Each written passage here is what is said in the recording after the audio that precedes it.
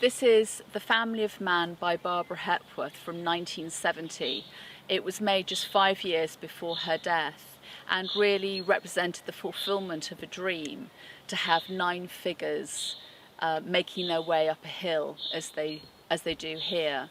It's a work that's been at Yorkshire Sculpture Park since 1980 and it's on loan from the Hepworth estate. Yorkshire Sculpture Park is now the only place in the world that you can see the whole of the family of man in its entirety. You may see individual works in other places, but here we're able to show all of the works together. So it really is a great privilege to have this very important group of sculptures on loan to the park. The figures, the family of man, start with young girl and youth and work their way through bride and bridegroom, parents, ancestors, to the most complex work, ultimate form, at the top of the hill.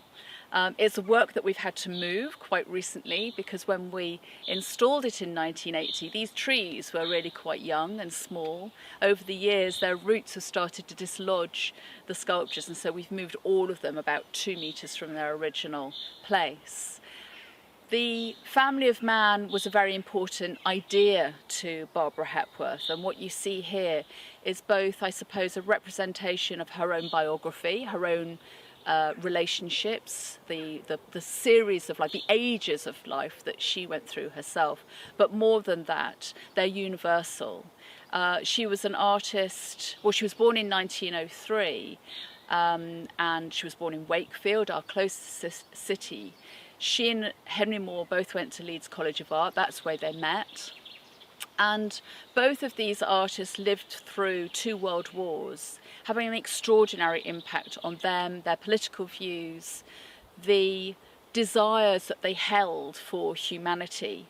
Barbara Hepworth was involved with the United Nations, Henry Moore was involved with the campaign for nuclear disarmament. So the dreams that they held fast for humanity really informed their work all the way through their lives. Hepworth really began her professional life as a carver of stone, a carver of wood. And it wasn't until 1950 that she started to work with bronze. And bronze obviously allows you to create more quickly. It allows you to create in addition. It allows you a type of flexibility that stone and wood carving don't. But even when Hepworth was working with bronze, the original models for the sculptures were plaster, and she hacked into the surface of the plaster. She scored it, and you see this very beautiful liveliness to the surface of all of her bronze work because you can still see her hand active within the bronze.